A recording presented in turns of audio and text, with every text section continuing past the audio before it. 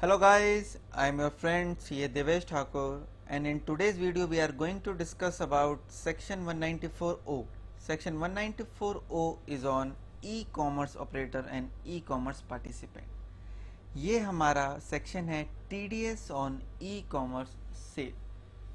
आज हम जो सेक्शन डिस्कस करेंगे TDS का, ये हमारा फाइनेंस एक्ट 2020 में इंट्रोड्यूस किया गया था.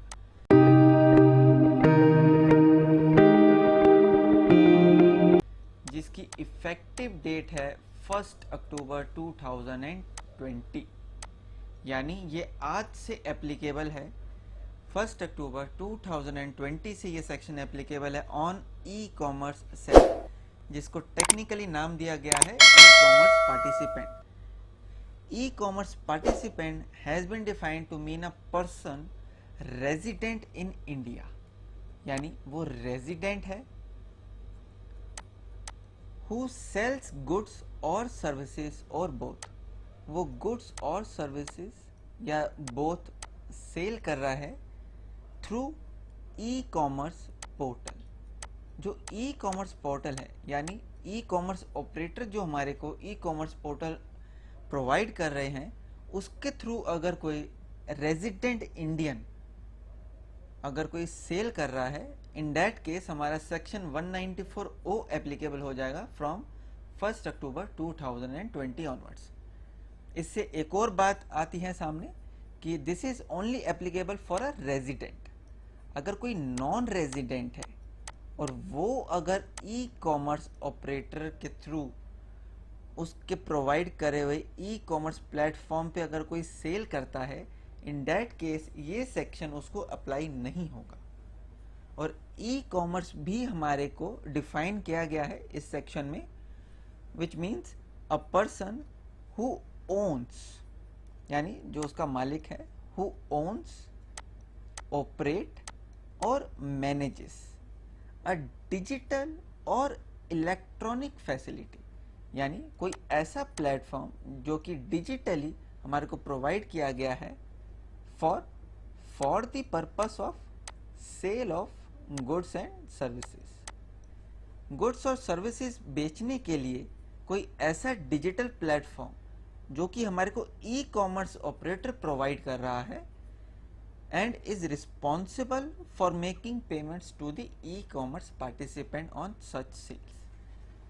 ई कॉमर्स ऑपरेटर अगर ई कॉमर्स पार्टिसिपेंट को रिस्पॉन्सिबल है कि वो पेमेंट कर रहा है ऑन सच सेल जो कि उसके डिजिटल प्लेटफॉर्म पर करी गई है on account of E commerce participant, in that case e commerce operator को टीडीएस डिडक्ट करना है under section 194O from 1 October 2020 onwards.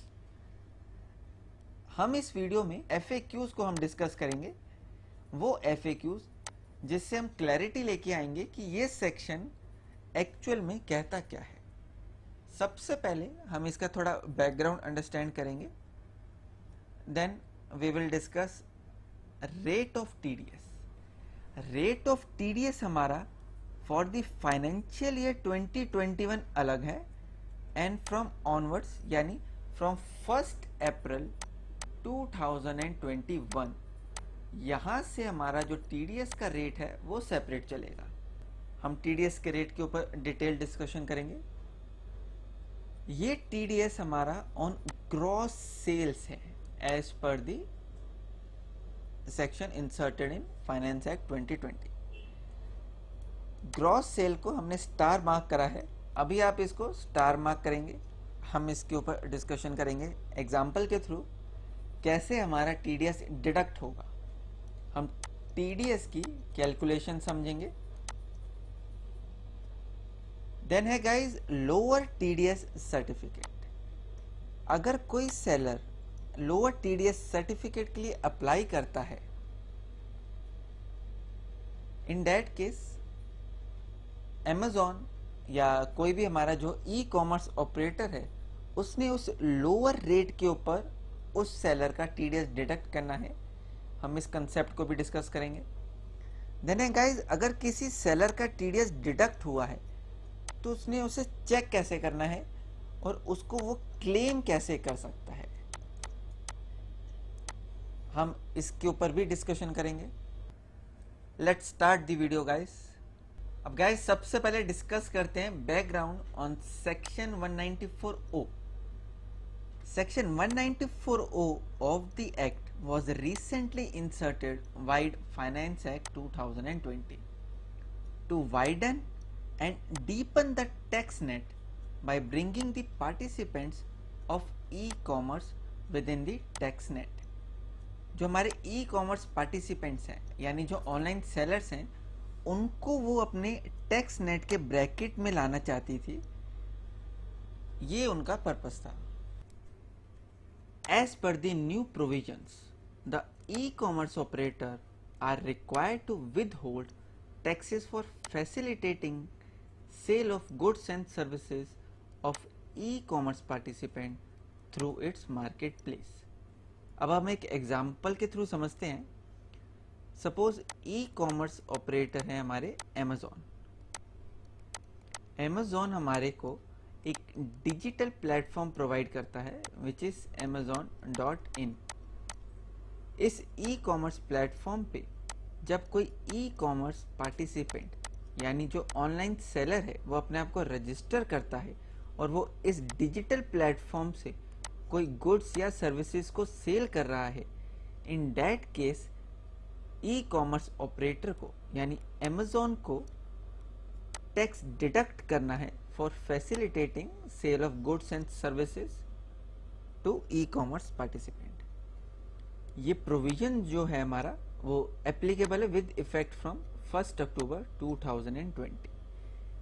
These provisions are different from TCS provision under GST law.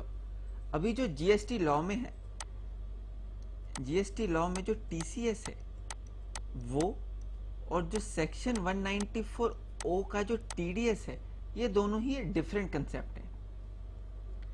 TCS हमारा जब ई commerce operator यानी जब Amazon हमारे को payment करता है, ये उस वक्त डिडक्ट करता है पेमेंट्स पे, और 194O ये हमारी सेल के ऊपर है, ये हमारा TDS डिडक्ट होगा।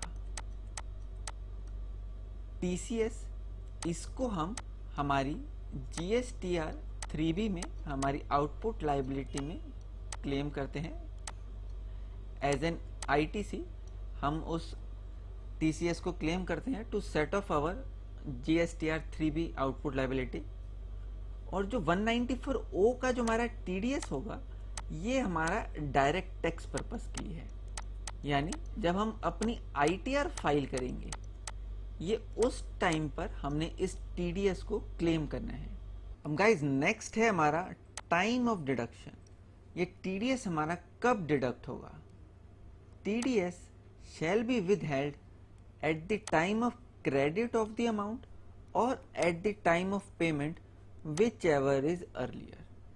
इन दो इवेंट्स में से कौन सा इवेंट पहले अकर होगा, या तो ई कॉमर्स ऑपरेटर ई कॉमर्स पार्टिसिपेंट का अकाउंट क्रेडिट करेगा या फिर उसको पेमेंट करेगा, विच एवर इज अर्लियर, उस दिन उसका TDS डिडक्ट होगा। इसके बाद गाइज आता है हमारा एक important concept which is section 194O not to be applicable in certain cases. ऐसे कौन से केसेस हैं जहां पे हमारा सेक्शन 194O एप्लीकेबल नहीं रहेगा? TDS under section 194O shall not be withheld by the e-commerce operator। E commerce operator ने सेक्शन 194O के अंदर लेवी नहीं करना है if following conditions are satisfied by the seller. जो सेलर है हमारा, जो ऑनलाइन सेलर है, अगर उसकी ये दो कंडीशंस फुलफिल होती हैं, इन दैट केस ECO यानी ई कॉमर्स ऑपरेटर ने हमारा TDS डिडक्ट नहीं करना है। उनमें से सबसे पहली कंडीशन है the gross amount of sales और सर्विसेज और बोथ। अगर वो गुड्स बेच रहा है या सर्विसेज बेच रहा है on digital platform provided by the e commerce operator of individual and HUF, इन दोनों में से कोई भी अगर गुड्स और सर्विसेज बेच रहा है through E commerce operator during the previous year does not exceed ₹5 lakh, अगर वो 5 लाख से एक्सीड नहीं करती है, इन दैट केस हमारा सेक्शन 194O की जो लाइबिलिटी है वो नहीं बनेगी और ई कॉमर्स ऑपरेटर हमारा TDS डिडक्ट नहीं करेगा।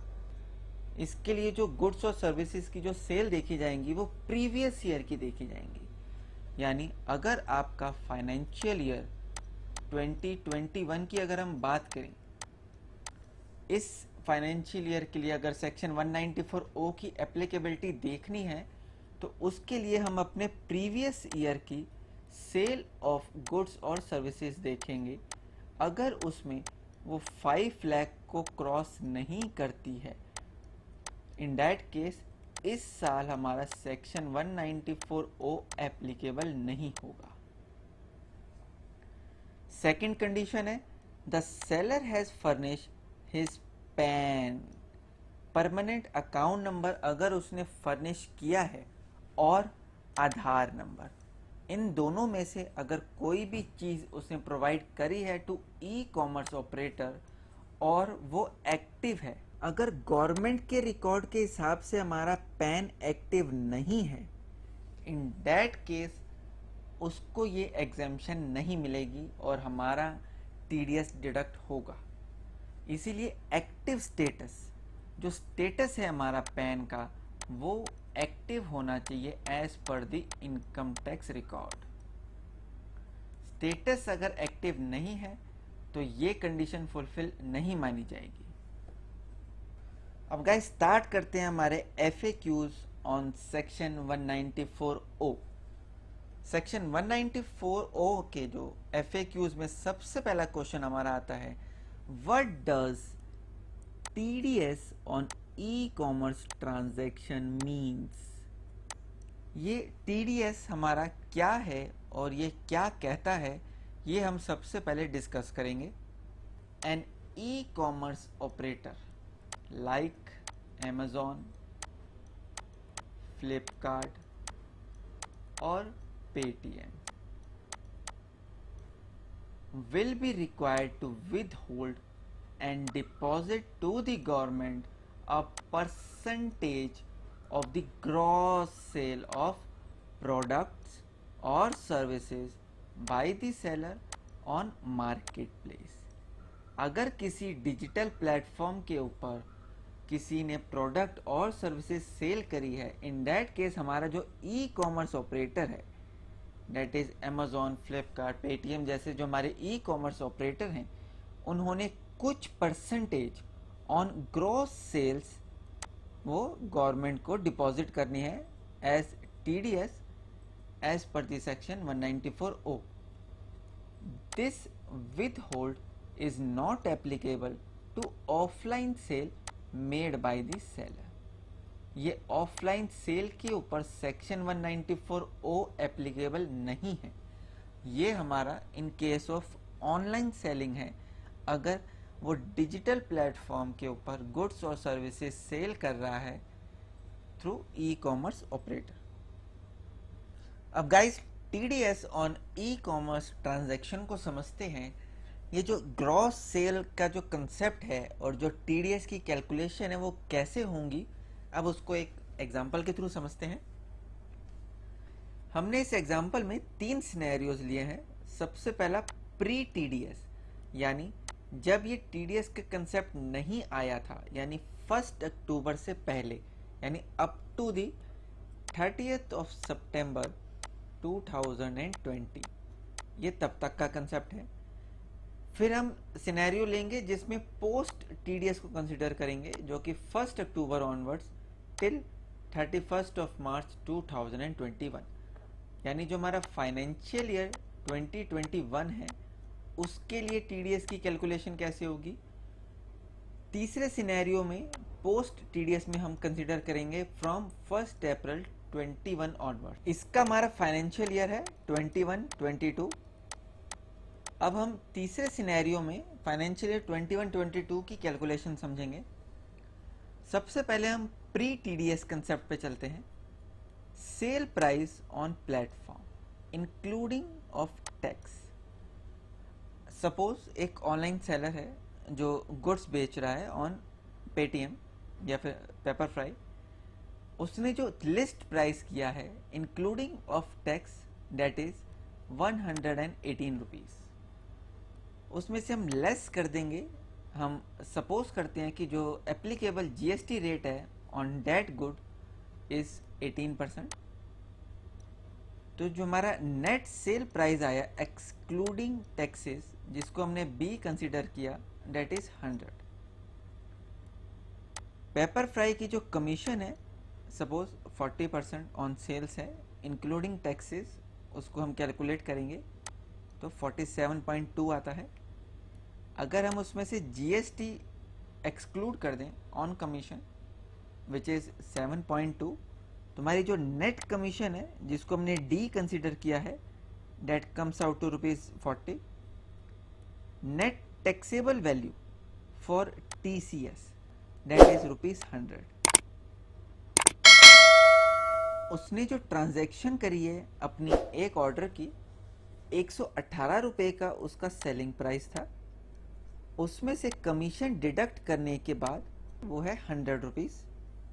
अब इस 100 के ऊपर हमारा जो ई कॉमर्स ऑपरेटर है, यानी जो ऑनलाइन सर्विसेज प्रोवाइड कर रहा है, जो हमारे को पेमेंट्स करता है मंथली, वीकली या फोरनाइटली, वो हमारा टीसीएस डिडक्ट करता है। अगर वो लोकल है तो सीजीएसटी और एसजीएसटी डिडक्ट करेगा।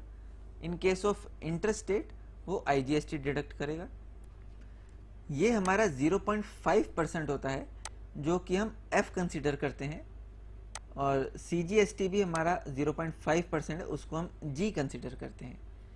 यानी 100 रुपीज़ के ऊपर उसने हमारा 0.5% टीडीएस डिडक्ट किया है। ये टीसीएस हम हमारी जीएसटीआर 3B की जो आउटपुट लाइबिलिटी है उसमें इसको एज आईटीसी क्लेम करेंगे। ये आईटीसी कैसे क्लेम करना है इसके ऊपर हमारी एक सेपरेट वीडियो है, उसको आप कंसिडर कर सकते हैं। मैंने उस वीडियो का लिंक इस वीडियो की डिस्क्रिप्शन में मेंशन किया है। उसमें पूरा प्रोसेस दिया गया है कैसे आपने अपनी टीसीएस की रिटर्न फाइल करनी है अंडर जीएसटी। देन है गाइस जो हमारा सेक्शन 194O की कैलकुलेशन है, TDS at the rate 1% on a यानी जो हमारा ग्रॉस सेल्स वैल्यू है 118 रुपये, उसके ऊपर प्री टीडीएस में कोई कंसेप्ट नहीं था टीडीएस का, तो हम इसको एनए यानी नॉट एप्लीकेबल है हमारा। Case number 1, net remittance. Net remittance जो ये करेगा हमारे को, जो कि टैक्सेबल वैल्यू में से जो कमीशन डिडक्ट करने के बाद करेगा, वो है हमारी 69.8। टीसीएस कैलकुलेशन के लिए उसने जो अमाउंट कंसिडर किया था दैट इज बी, यानी सेल प्राइस में से उसने हमारा जीएसटी को डिडक्ट कर लिया था। जो नेट सेलिंग प्राइस था उसके ऊपर उसने टीसीएस डिडक्ट किया। अब हम चलते हैं हमारे सेक्शन 194O के ऊपर।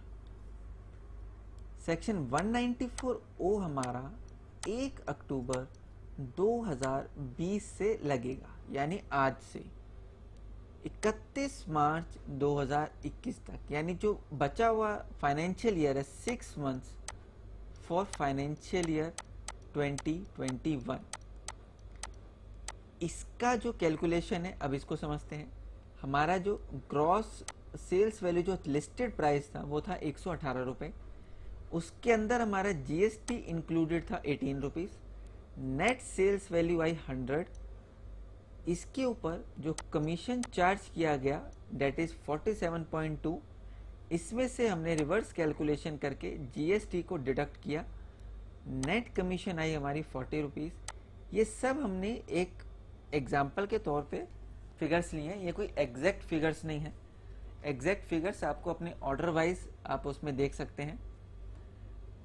For the purpose of TCS इसमें भी हमारी नेट टैक्सेबल वैल्यू बनी 100, जिसके ऊपर 0.5 और 0.5% हमारा डिडक्ट किया गया, जिसको हम अपनी जीएसटी की आउटपुट लाइबिलिटी में एडजस्ट कर सकते हैं as an input tax credit.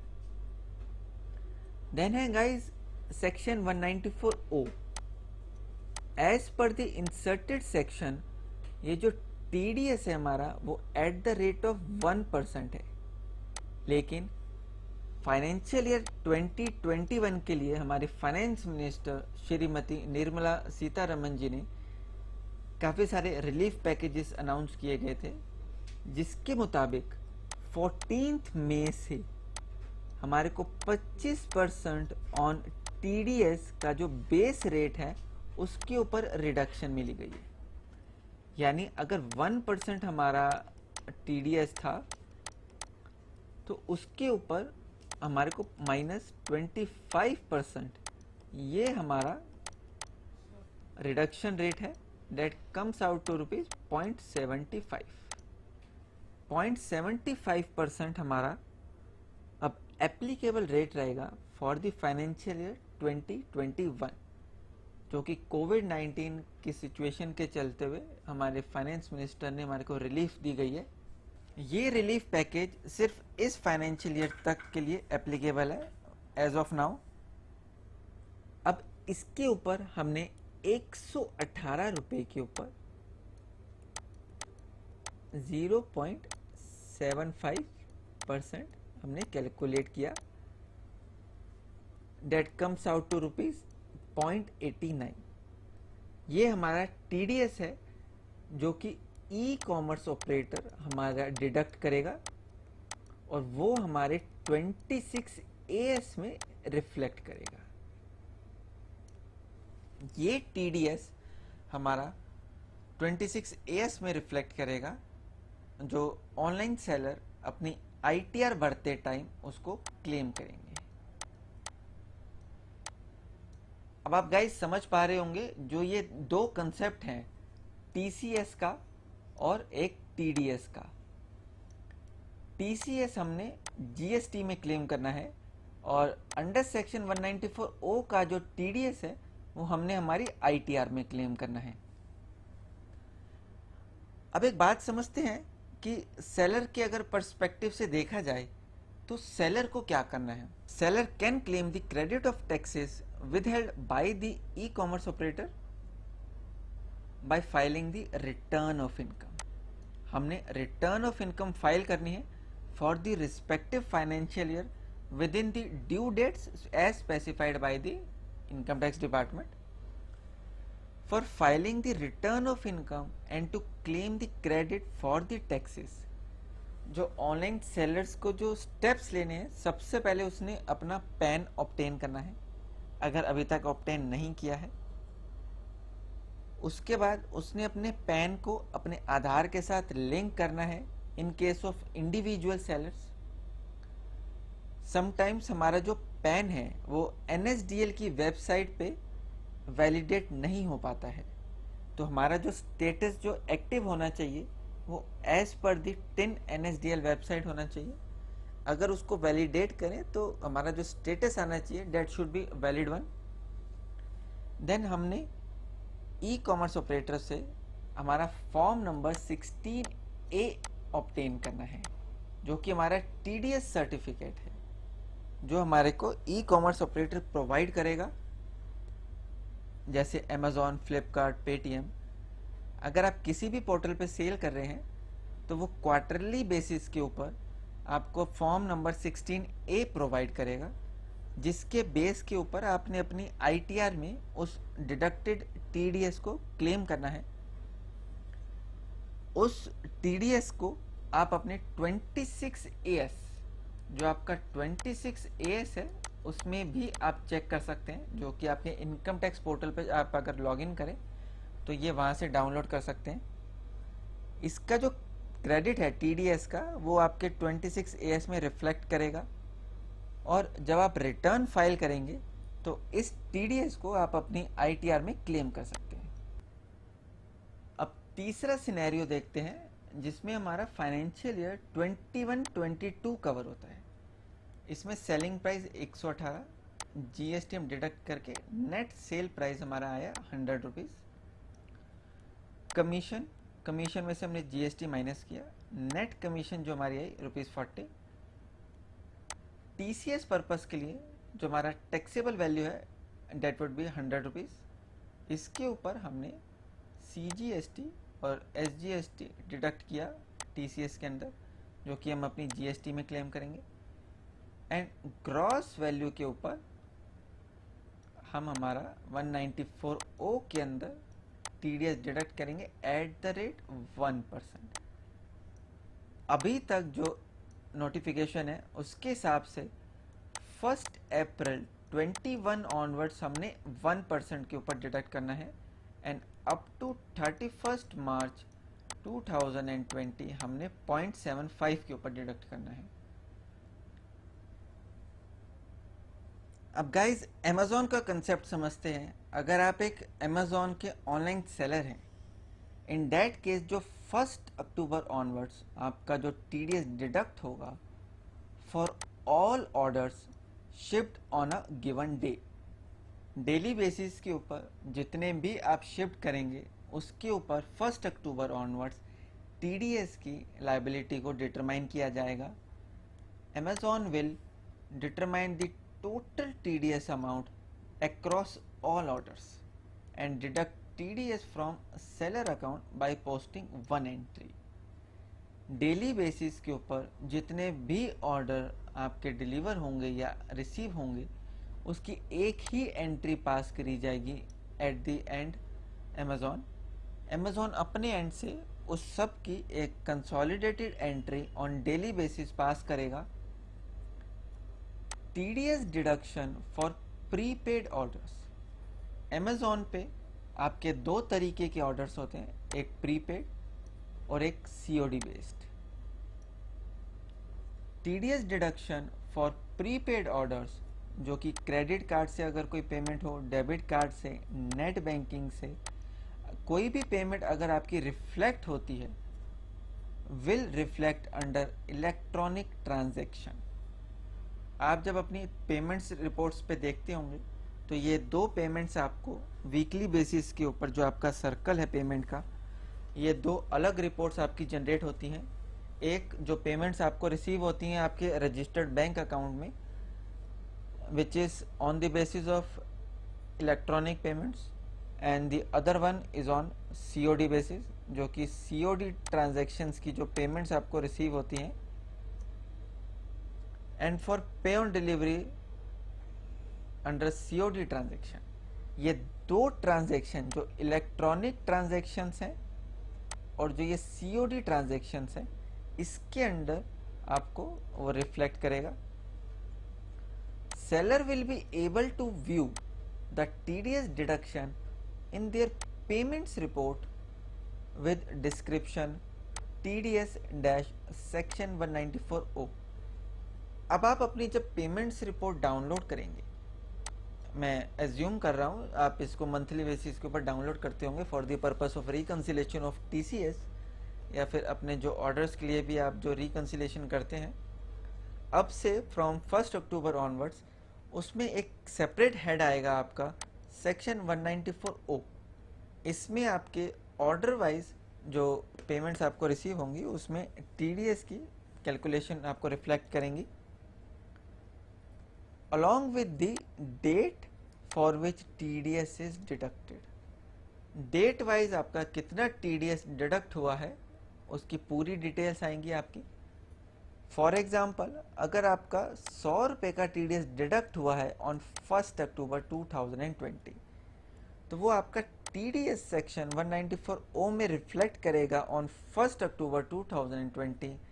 That will be appear in payments report. आप अपने अमेज़ॉन की पेमेंट्स रिपोर्ट में जाके इस TDS की कैलकुलेशन को देख सकते हैं। For example, if on 1st October 2020 if a seller shift 10 prepaids order, अगर हमने 10 प्रीपेड्स ऑर्डर को शिप करा है on 1st October 2020 worth ₹5,000 and pay on delivery orders worth ₹1000, ये हमारा प्रीपेड मॉडल में 10 ऑर्डर्स हमने डिलीवर करे, शिफ्ट करे। सेकंड, सीओडी बेसिस के ऊपर हमने हमारे 5 ऑर्डर्स को शिफ्ट करा जिनकी वर्थ थी ₹1000 और जो 10 ऑर्डर्स थे उनकी वर्थ थी ₹5000। Then the seller would see an entry of 37.5, जो -37.5 आएगा आपका, वो हमारा रिफ्लेक्ट करेगा as TDS under electronic transactions. जो प्रीपेड मॉडल्स की जो पेमेंट्स हमारे इलेक्ट्रॉनिक ट्रांजैक्शंस में आ रही होंगी उसमें से अंडर सेक्शन 194O की -37.5 की एक एंट्री आपको रिफ्लेक्ट करेगी for the date 1st October 2020। And for the purpose of COD payments हम 1000 को 0.75 से मल्टीप्लाई करेंगे, that comes out to ₹7.5। 7.5 rupees का माइनस में हमारे को रिफ्लेक्ट करेगा TDS under COD transaction payments. आपने अपनी दोनों पेमेंट्स को जब आप वीकली बेसिस के ऊपर उसको डाउनलोड करेंगे, इसमें आपका अगर प्रीपेड मॉडल है इस एग्जांपल के थ्रू, देन 5000 को हम मल्टीप्लाई करेंगे 0.75 से, डेट कम्स आउट टू ₹37.5। वो हमारा इलेक्ट्रॉनिक पेमेंट्स जो कि NEFT, debit card, credit card के थ्रू हमारे को रिसीव हुई होंगी, उसमें से इतनी पेमेंट अमेज़ॉन हमारी डिडक्ट कर लेगा for the purpose of section 194O। और ये सेम टीडीएस हमने हमारी इनकम टैक्स रिटर्न जब हम फाइल करेंगे for the respective financial year, उसमें हम इस कंसोलिडेटेड अमाउंट जो कि पूरा साल वो डिडक्ट करेगा उसका हम क्लेम कर सकते हैं हमारी आईटीआर में। कंसीडरिंग टीडीएस रेट ऑफ 0.75 जो कि अप टू हमारा 31 मार्च तक है for this financial year as per the relief given by our finance minister. Second is what is TDS percentage. अभी हमने एग्जाम्पल के थ्रू समझा था टीडीएस का जो रेट है हमारा is 0.75 for the financial year 2021, जो कि एप्लीकेबल रहेगा टिल 31 मार्च 2020 तक, जो कि मेरे को रिलीफ दी गई थी by our finance minister. Thereafter ये रेट हो जाएगा हमारा 1% from 1st April 2021 onwards. In case PAN और Aadhaar is not provided by the seller, अगर ऑनलाइन सेलर ने किसी भी ई कॉमर्स ऑपरेटर को अपना पैन या फिर आधार प्रोवाइड नहीं करा है, और in cases where PAN is inoperative, यानी उसका जो स्टेटस आ रहा है वो एक्टिव शो नहीं कर रहा। अगर आपका पैन का स्टेटस एक्टिव शो नहीं कर रहा या फिर आपने पैन प्रोवाइड नहीं करा है, इन दैट केस जो हमारा एप्लीकेबल रेट हो जाएगा that would be 5% instead of 0.75 and 1%। Third है guys, what is the effective date of TDS provision. ये हमारा प्रोविजन 1st October 2020 से एप्लीकेबल है। देन है गाइस हमारा will the TDS apply on net sales that is after considering sales return and GST. Normally जो हमारा TDS deduct होता है उसमें से हम हमारा जीएसटी का कंपोनेंट इंक्लूड नहीं करते।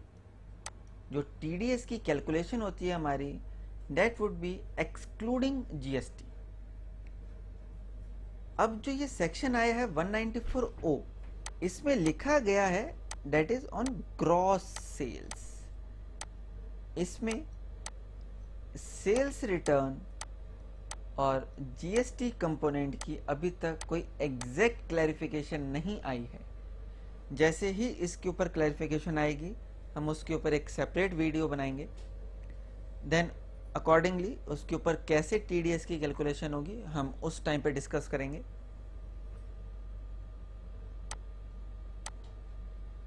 Currently rules propose that TDS will apply on the gross amount of sales from goods or services, subject to updation upon government clarification regarding this।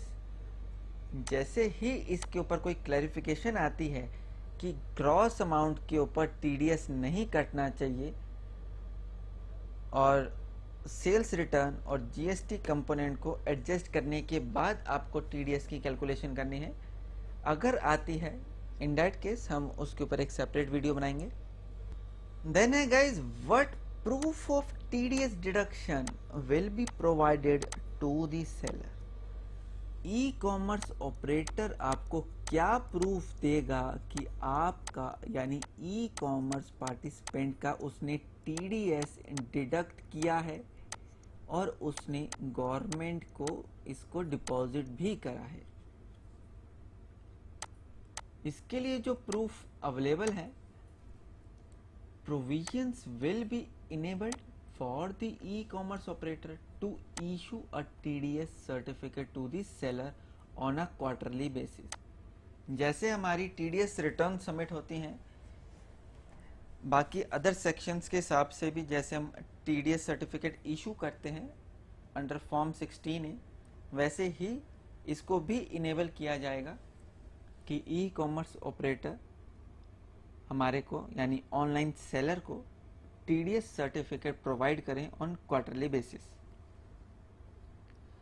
Similar to the existing TDS provision, we understand that the seller will be able to check the TDS in their 26AS।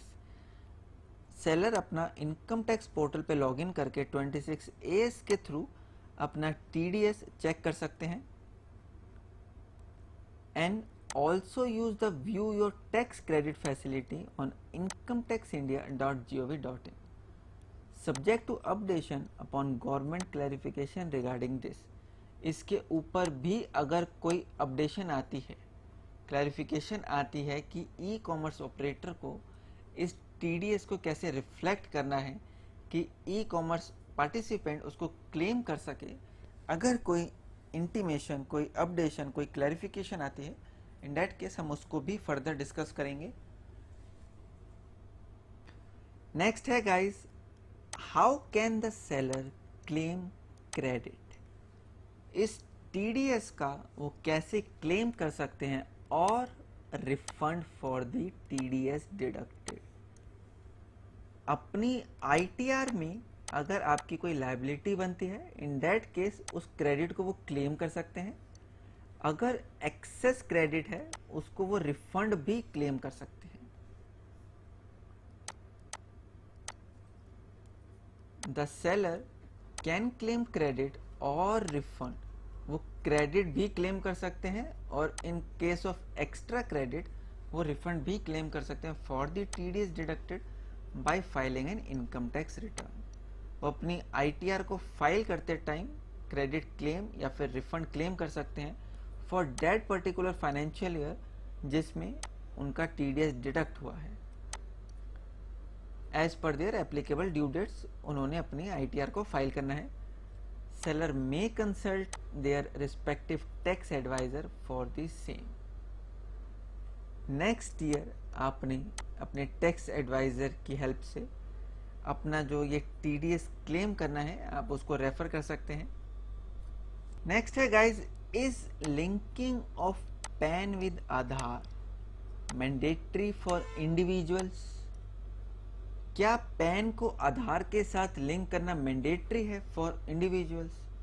Yes, linking of PAN with Aadhaar is mandatory as per the government for individuals.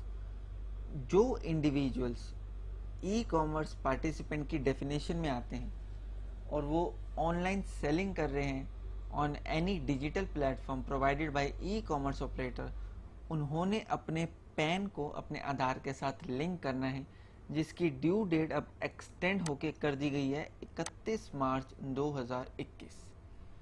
Not linking the same will make the pan inoperative, यानी जो pan का status हो जाएगा अगर वो link नहीं करते हैं आफ्टर 31 मार्च 2021 इनऑपरेटिव हो जाएगा। इन दैट केस जो हमारा एप्लीकेबल टीडीएस रेट हो जाएगा for inoperative PANs, that would be 5% instead of 1%। Next है guys, how can I link the PAN and आधार।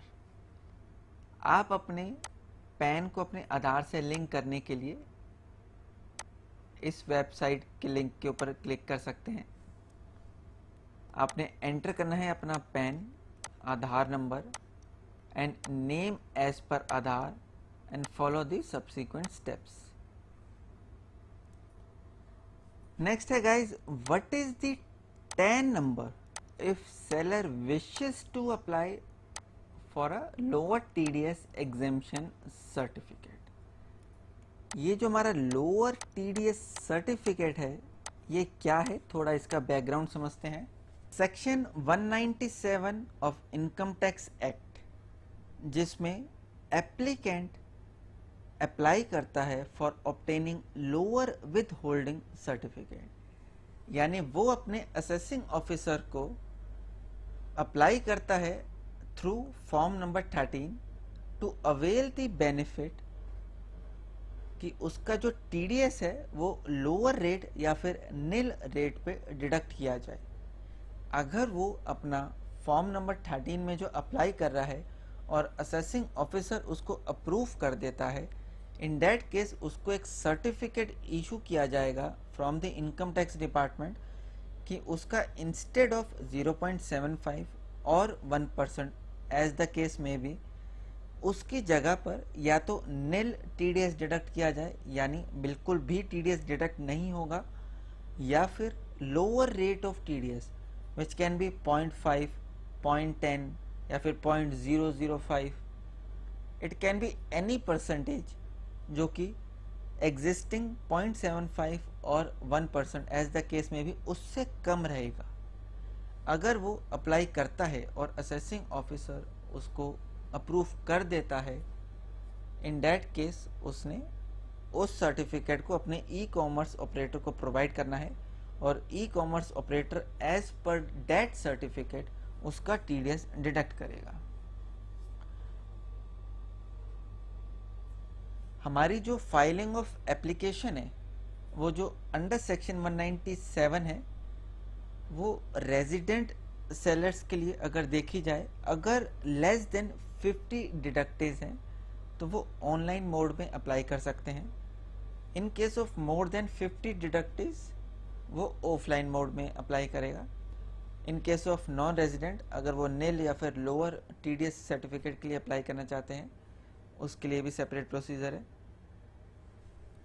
अब उस केस के लिए आपको टैन नंबर की ज़रूरत पड़ेगी, और जो टैन नंबर हमारा प्रोवाइड किया जाएगा वो आप अपने सेलर सपोर्ट से पूछ सकते हैं। जिस पोर्टल पे आप सेल कर रहे हैं, आप उस ई कॉमर्स ऑपरेटर के सेलर सपोर्ट पे क्वेरी रेज करके उसका टैन नंबर ऑब्टेन कर सकते हैं। Thank you guys for watching this video. अगर ये वीडियो आपको अच्छी लगी हो तो प्लीज़ इसे ज़रूर लाइक करें, शेयर करें, और अब तक अगर आपने हमारा चैनल सब्सक्राइब नहीं करा है then please do subscribe our channel